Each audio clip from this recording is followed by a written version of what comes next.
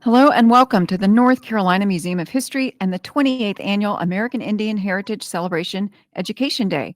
Our presenter, Gwen Locklear, will begin in just a moment, but let's start with a few notes. To begin,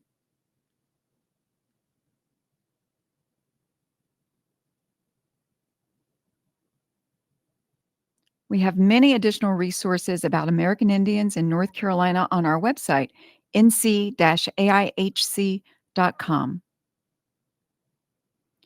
We thank the following sponsors of the North Carolina Museum of History Foundation, helping to make this event possible.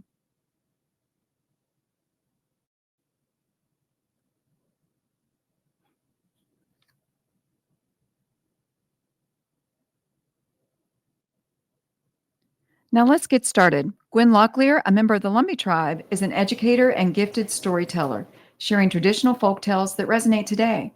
Welcome, Gwen. What are you sharing with us today? Oh, good morning, everyone. I'm going to share some stories that I like to tell, and I like to tell the animal trickster stories.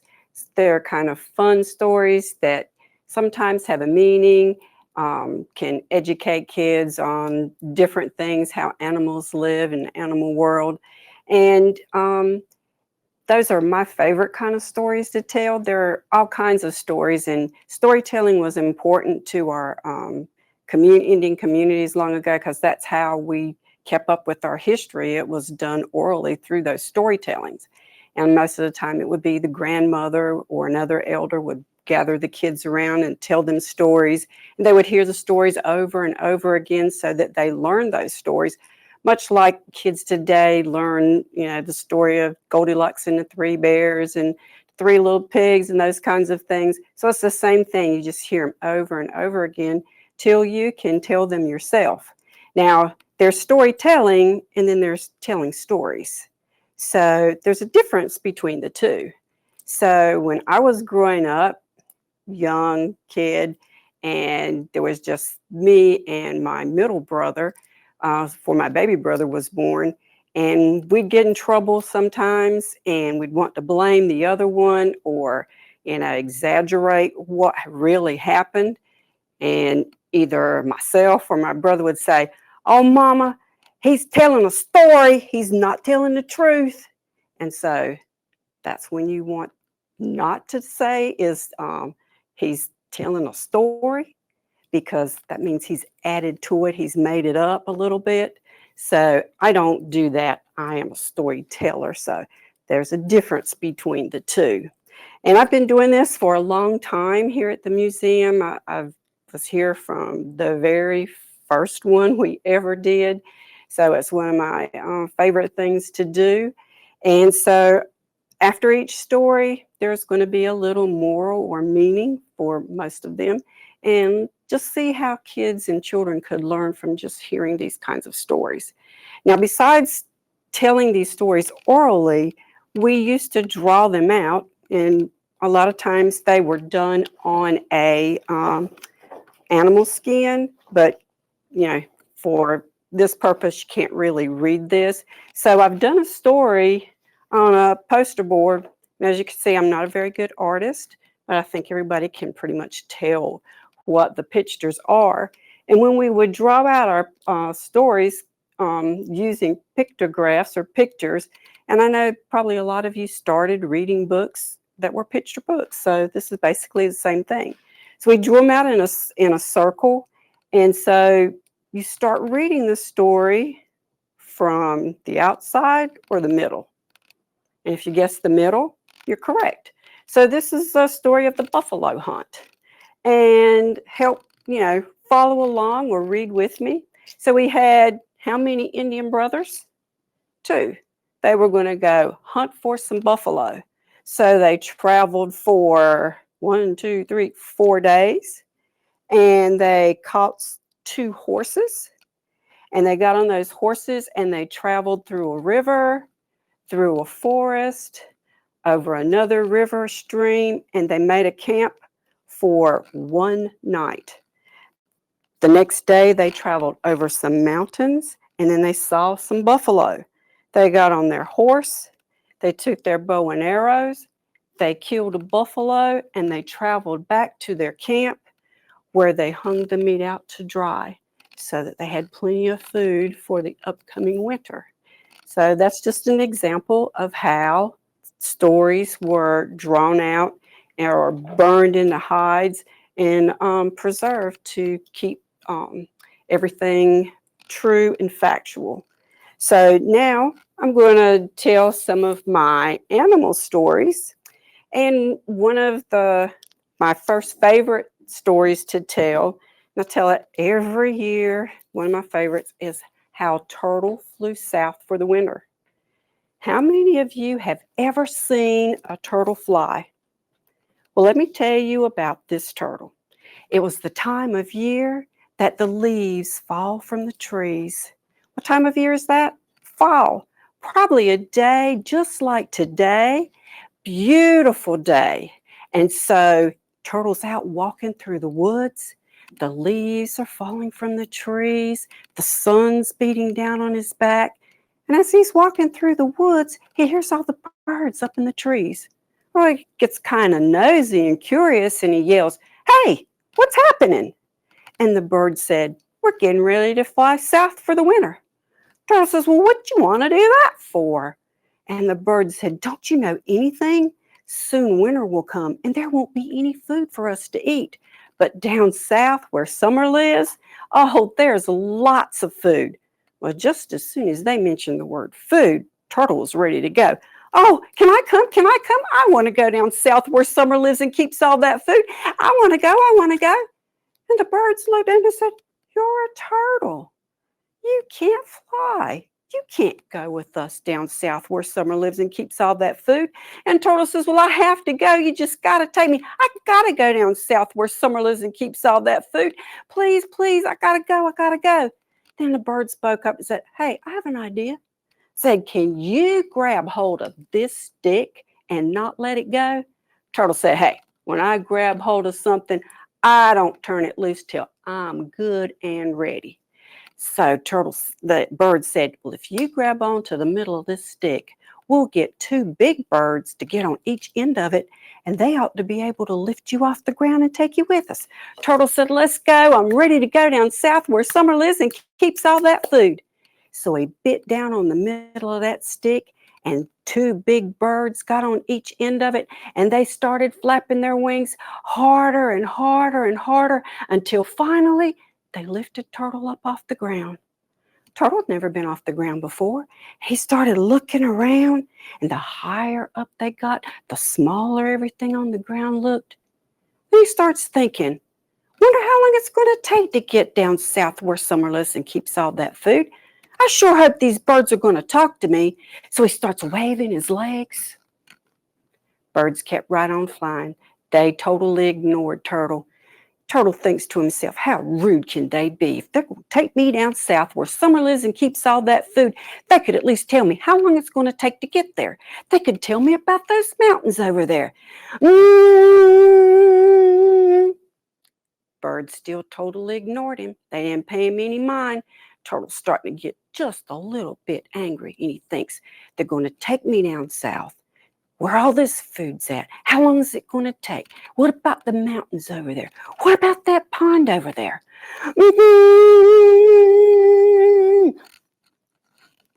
Birds kept right on flying. They totally ignored him. Turtle couldn't stand it anymore. He says, "Why don't you listen to?" Just as soon as he opened his mouth to speak, what did he have to do? Let go of that stick, and when he did, down he fell a long, long way. And when he hit the ground, it's a wonder he hadn't been killed. His shell was cracked. He ached all over from the tip of his nose to the tip of his tail. He turned and he looked and he saw that pond, and slowly he crawled over to that pond, and he got into the water and he swam down to the bottom to get as far away from the sky as he could possibly get. And he dug down deep into the mud and he went to sleep. And Turtle slept there all through the winter and didn't wake up again until the next spring. So now that's why it is today that only birds fly south where summer lives and keeps all that food, and turtles who have those cracked shells and walk so slow now sleep all through the winter. So I hope you liked that story, but now what do you think kids could learn from that story? Besides that turtles can't fly, of course, but what do turtles do in the wintertime? They sleep, they hibernate. And what do birds do? They fly south where it stays nice and warm. They migrate. So a simple story about a turtle and some birds could teach children about what different animals do during certain seasons of the year. Okay, so I hope you enjoyed that story. So I'm going to tell you one about how Rabbit came to look the way he does. Rabbit, a long, long time ago, didn't look anything like he does today. A long, long time ago, Rabbit had a long, bushy tail. A long, long time ago, Rabbit had short, little rounded ears. And a long, long time ago, Rabbit had long, straight arms and long, straight legs. And a long, long time ago, Rabbit had like a big snout nose. So he didn't look anything like he does today. But let me tell you how that happened. Long, long ago, Rabbit was out looking for food, spring of the year. And rabbits, they love to eat. So he's walking around, eating a little grass, enjoying a beautiful spring day. And he comes up on this willow tree. And he looks up in that tree and he sees all these little green shoots coming out of those branches. And he's standing down there and he's looking up and he's, oh, those look so good. Oh, I wished I could eat some of those. But, rabbits are not good tree climbers. And so he went on about playing and eating grass and just thinking. And then he thought to himself, I'd like to play in the snow. I wish it would snow. And then he thought about something his grandmother had told him a long time ago. If you wish for something hard enough, it just could happen. So he starts thinking, oh, I wish it would snow. Oh, I wish it would snow. He thought about what his grandma said, and so he started thinking about it a little harder and saying it out loud. Oh, I wish it would snow.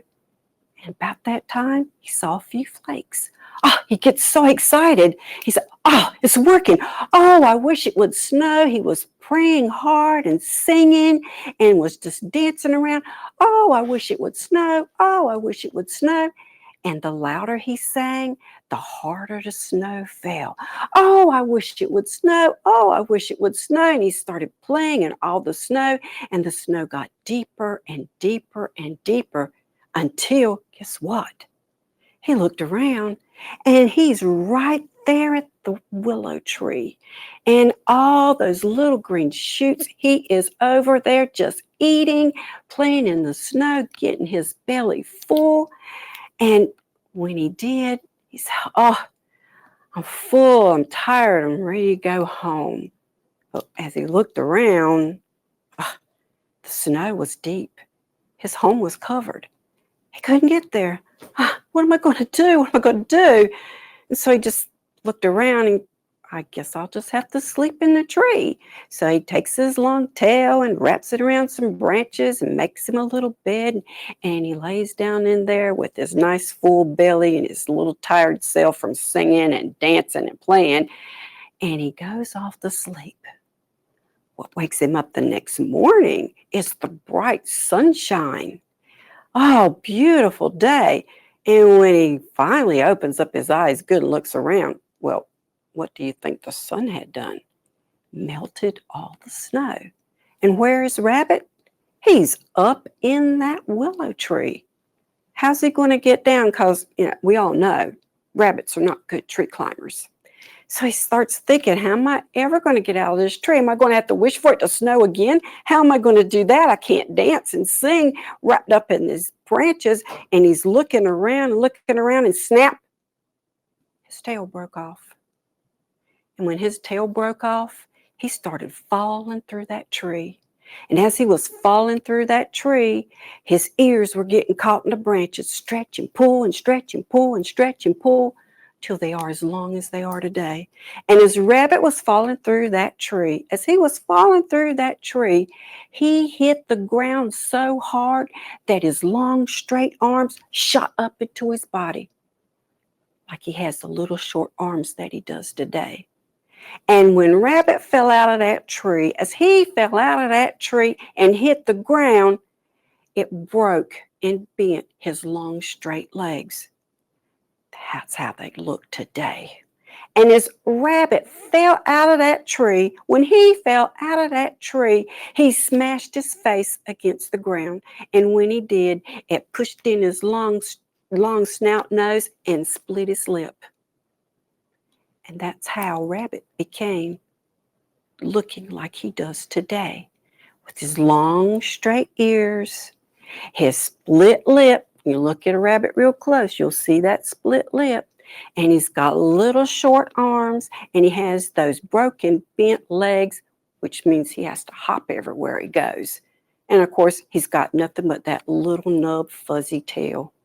And so that's how Rabbit became to look like he does today. And if you don't think what I've told you is true, if you're out in the woods, in the park, in the early spring, and you happen up on a willow tree, when you look up in that tree and see those little buds, you're going to see bits of Rabbit's little tail, because them little buds will be nice and fuzzy. And so that's how the willow tree came to look like it does today. So I hope you enjoyed that story. I like that story because now we know why Rabbit looks like he does today, because he was not a good tree climber. And so I like those kinds of stories. That's kind of like a little funny story of, be happy with what you got and learn how to live with the circumstances that come around. And so this is what happened to Rabbit. His whole look changed just because he got caught up in the top of a tree. So let's see. I have another story. This one comes from a Lumbee legend book by Arvis Bowman, a good friend of mine. And this is the story of the race at White Hill. So long ago, down in Robeson County, there were the animal nation, and Deer, he just loved to brag about what a fast runner he was. Oh, he could outrun everybody. He was the quickest runner that there was. He just could outrun everybody.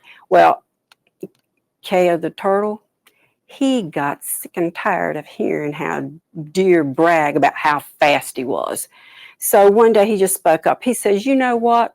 You might be the fastest talker in the animal nation, but you are not the fastest runner. That'd be me. Well, the other animals standing around, they knew Deer was quick and swift, but when it came to speed, Turtle was a mighty warrior, but he was a very slow traveler. But he argued with Deer back and forth. I'm faster than you. I can beat you. And Deer said, well, I can run from Red Banks to Big Bay in half a day. Turtle said, that's a snail's crawl. I can do that in half the time. And they went on back and forth for 3 days and 3 nights. Now, the animal nation, they were just so tired of hearing them argue that they came up and said, look, stop. We've heard enough. Let's just have a contest and let's see who is really the fastest runner. And Deer, of course, he said, let's start at sun up and let's race until the moon rises. And of course, Chief Bear says, "Yeah, we can't do anything like that. You can't measure a race that way. We need to come up with another solution." And so then he said, a shorter race would be a whole lot easier for us to manage and be able to tell who would be the fastest runner. And Kaya and the deer were like, yeah, that'll work for us. That'll work. So what are we going to do? So he said, well, we can start over here. He says, there's 4 fields that y'all can run through. There's the big red corn field. There is the bushy bean field. There's the broadleaf yellow tobacco field. And then there's the squash field. And between each one of these fields was a ditch. And so they said, well, we'll start here. You start with the first field, and whoever gets through all 4 fields and makes it to the finish line will be determined to be the fastest runner. Deer said, I got it. I got this down. Not a problem. I'll beat him. In fact, hey, Turtle, I'll even give you a heads up. I'll let you get through the first field before I even start the race. Turtle looked at me and said, I'll take your offer. I don't need it, but I'll take it. And so it was decided the race would be at sunrise after the first night of the full moon. And said, that will work. We're going to do it. So that night at the Turtle Clan meeting, Kaya the turtle stood up and he said, I know I shouldn't have done it. I said I was faster than Deer, but I just grew so tired of hearing him boast so much about how he was faster. He was faster than anybody else. He said, I just couldn't stand it anymore. But, I have a plan that if y'all help me, I'll be able to win this race. So the day came of the race. They all gathered around at the base of White Hill. They called this place that because there was pure white sand over small slopes in this area. So they all met at the base and gathered around waiting for the race to begin. Well, Deer was there, of course, dancing around, bragging as usual, how this is going to be, it's going to be so easy for him to win this race. When Turtle came, it didn't say anything. And so the race began. Turtle started out to go through the first field of the big red corn.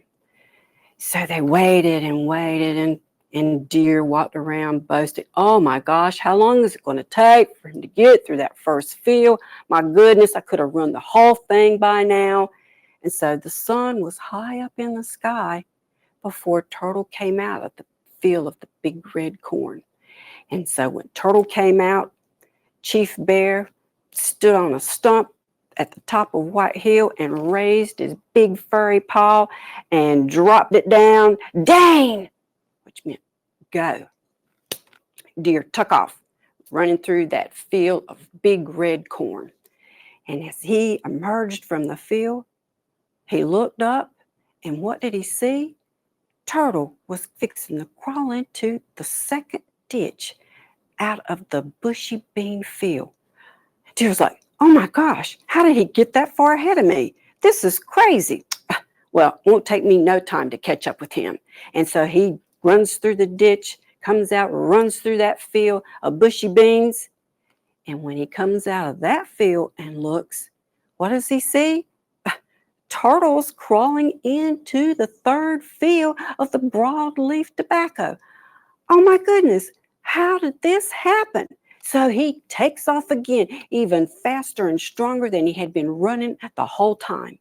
And when he came out of that field, the bushy beans, and looks, Turtle's coming out and fixing to crawl into the fourth and last field.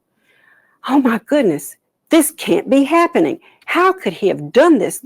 I don't understand how he did this. And so Deer took off just as fast as lightning. I mean, taking huge leaps through that field of broadleaf tobacco. And he came out and he was just drenched in sweat and looking. He says, I know. I've got him beat this time. I know I'm ahead of him. And so he takes off going through that. As he started to take off to go through the last field, what caught his eye was Turtle was crawling, fixing to go down into the last ditch. It's like, oh no, no, no, no, this is not happening. So he takes off just as fast as he could ever go, taking giant leaps as he leapt through that field of golden squash. And when he came out, he looked and he didn't see anything. I did it. I did it. I beat him. I beat him. And then all of a sudden he looked at the finish line, and there's Turtle crawling across the finish line. Deer was just so shocked. He was tired. He was drenched in sweat. He was standing there in the tall grass just out of that field of squash, and he just dropped to the ground, exhausted, tired, just like deer will do today sometimes when they're tired, exhausted, and hungry. They'll just drop to the ground. And what did he hear? All the animals yelling, Kaya is the fastest. Kaya is the fastest animal in the whole kingdom. Kaya is the fastest. And so, they were sitting around the other animals saying, how did Turtle do this? But hey, he crossed the finish line first.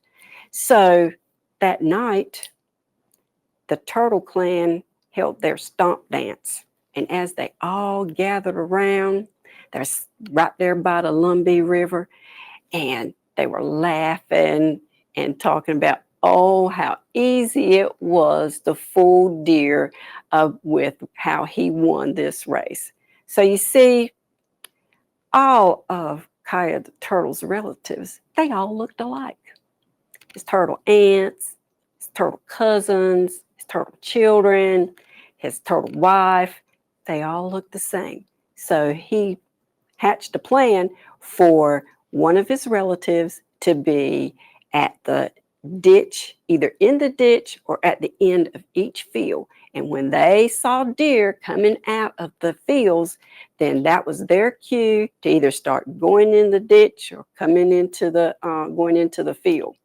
And so Kaya was standing in the tall grass right from the finish line at the end of the fourth field. And so when he saw deer start running through the field of yellow squash, he came out from hiding and went and crossed the line. So that's how Kaya the Turtle bested the deer at the race at White Hill. Now, it's been said among the animal kingdom that, Turtle probably cheated, but they don't know how. But guess what? Deer didn't go around boasting anymore. They didn't have to listen to him every day talking about how fast he was because somebody else had proved him wrong. So how did you like that story? I hope you enjoyed that. It's kind of fun when I can, put things in perspective, like talking about the Lumbee River and stuff in some of my stories. So I like to do that. Arvis is a wonderful storyteller, and he's gathered these stories. And so that was one of the ones that I really liked and enjoyed because he talks about White Hill. And when I was a little girl growing up in Robeson County, my dad went to barber school. And back in those days, you didn't drive back and forth from Durham to Pembroke. So he actually had to stay. And so while he was gone, and there was a older gentleman and his wife, they had a farm and they lived across the road from us. And then there was another family that was across the main highway, and they had kids, and the older man and his wife, they introduced us to that family, and they had children. Well, they were a little older than me, but way back behind their house in the woods was this like White Hill, I guess, but we called it the Sand Ridge. And so it was just like small hills, and the sand was white and it was just beautiful. And when we go back there and play, we'd climb to the top of the hill and just roll down in that sand. Then when we go home, Mama would make us stand out on the porch, take off our shoes and empty all the sand out because we'd be full of sand. It would be everywhere. But those were some really good times playing on that sand hill. So let's see. Turtle. Turtle's one of my favorites. I can't help it. So Turtle's going to race with Beaver. Let me tell you the story. So a long, long time ago, Turtle had the most perfect world. He had a small pond. It had plenty of fish. He had trees around that pond, so he could be shaded when he needed to get cool. He had a nice sunny bank, so he could climb up on the bank and sun himself. He had the most perfect place. Perfect place. He said, this is the best place in the whole world. Well, you know, what's happening now is the winter is starting to come. It's getting fall. And Turtle's like, well, I guess it's about time for me to go to sleep. And so he climbs into his pond, swims down to the bottom, digs into the mud to sleep for the winter months. Oh, spring came, and Turtle slept a little bit longer than normal. And as he's digging out of the mud, swimming to the top, he's thinking to himself, something's not right. I don't remember having to swim down this far. He's swimming to the top, swimming to the top. And when he gets up there and gets his head out the water and looks around, he didn't know where he was at because his pond didn't look anything like it did when he went to sleep. His trees were gone. Somebody had cut them down. His grassy bank was underwater. And there was a dam over there that had closed up, made out of his trees. And so his pond had gotten bigger, and it was bigger than what it was. And he was just like, what happened? What happened? How did this happen? And he looks around and he sees a strange creature across the pond. And he looks, this creature gets into the water. Whap! Turtle's like, what in the world? So this creature's swimming to him really, really fast. And the creature gets up there, and Turtle said, who are you? And what are you doing in my pond? Said the creature, my name is Beaver, and this is my pond. I made this pond what it is today. I chopped down those trees with my nice sharp teeth. Turtle looked at them big, yellow, ugly teeth and thought to himself, yeah, you can chop some trees down with those. And he says, but you're in my pond. Beaver said, my pond. I made it this way, and you're going to have to leave.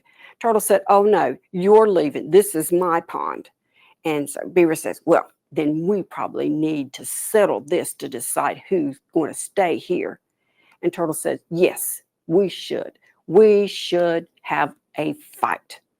Beaver said, yeah, that's good. I'll call in all my relations. And when they get here, they'll gnaw your neck off. Turtle looked at them teeth and says, that's probably not the best solution to solve this problem. So he said, no, I'm such a great warrior. It would not be a contest. Let's think of something else. And Beaver says, well, what do you want to do? Let's see who could stay underwater the longest. Turtle had been thinking about that until Beaver said, I can stay under all day. Turtle said, oh man, he'll beat me with that. I can't do that. And Turtle says, no, that'll be too easy too. He said, well, I'll tell you, let's have a race. Beaver said, that's a good one because I'm the fastest swimmer that there is. And Turtle said, no, you're not. I'm the quickest swimmer. And he said, so let's race across this pond. Whoever gets to the other side of the pond first will be the winner, and that person will claim this pond, and it will be great because you're going to leave. Turtle says, in fact, I'm such a great swimmer that I'm going to give you a head start. I'm going to stay back here, set it right next to your tail, and give you a head start. Beaver said, okay, if that's what you want to do. And they took off. and Beaver started swimming really hard, and Turtle starts swimming, and pretty soon he's realizing, Beaver's a better swimmer than I thought he was, and he's starting to get a little bit ahead of him. And so Turtle speeds up a little bit. He sticks out his long neck, and he bites down on the end of Beaver's tail. Now, Beaver's swimming so hard, he feels that little tug on his tail, but he's not turning around to look to see what it is. He's got a mission. He's trying to get to the other side of that pond so he can claim it. And so what he does is he lifts his big tail up out of the water and tries to shake off what's ever on it. Well, Turtle bit down a little bit harder. And when he did, Beaver raised his tail up high in the air. And when he got it straight up, Turtle let go. And when Turtle let go, guess where he landed? Right on the bank at the end of the pond. And when Beaver looks up and sees Turtle sitting there, he had to leave. And so Turtle was left with his pond again. It was much bigger than it was before, which meant he was going to have more fish. And he looked around, he said, my trees are going to grow back.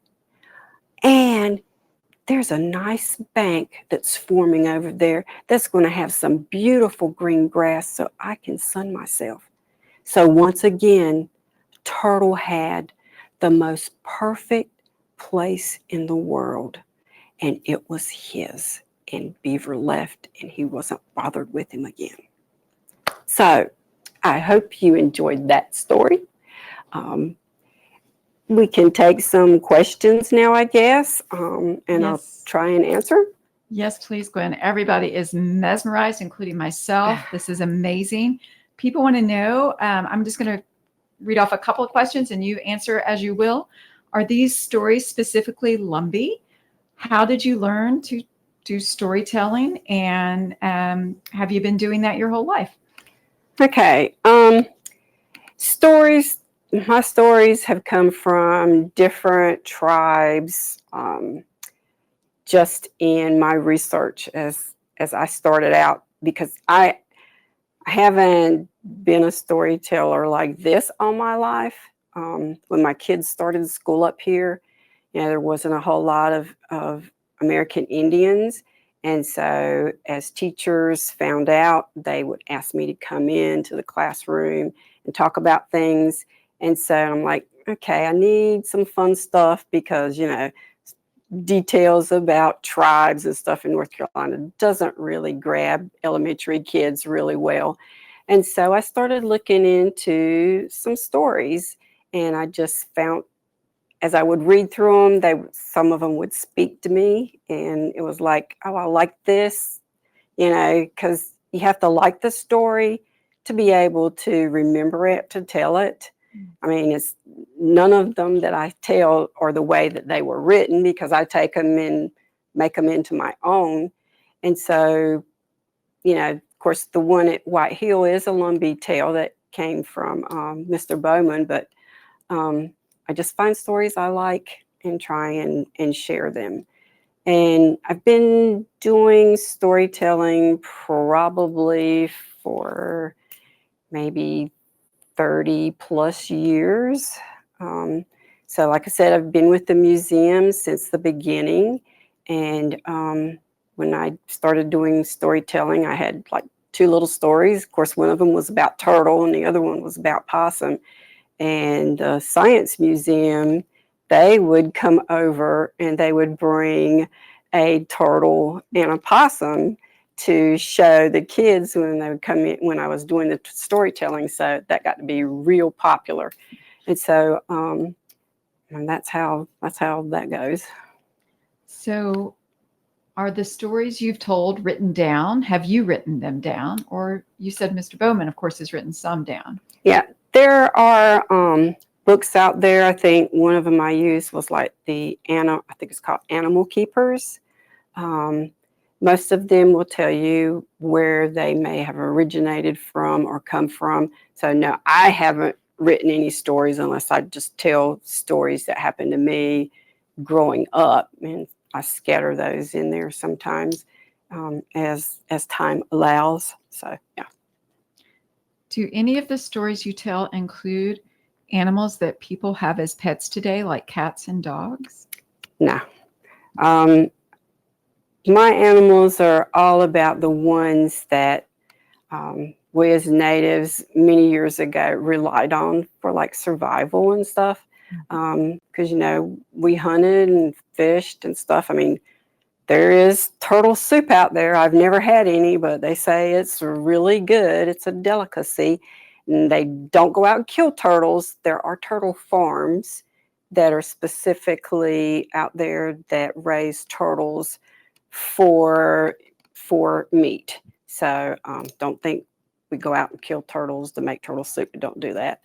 And even possums, and of course, they bird hunted, and they hunted, all the wild animals in the woods.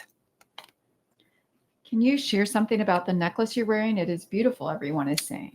Okay, so this necklace was gifted to me by a dear friend. Her daughter made this. Some of you may know Sonora Lynch, who's Halawasaponi, and her daughter Quay.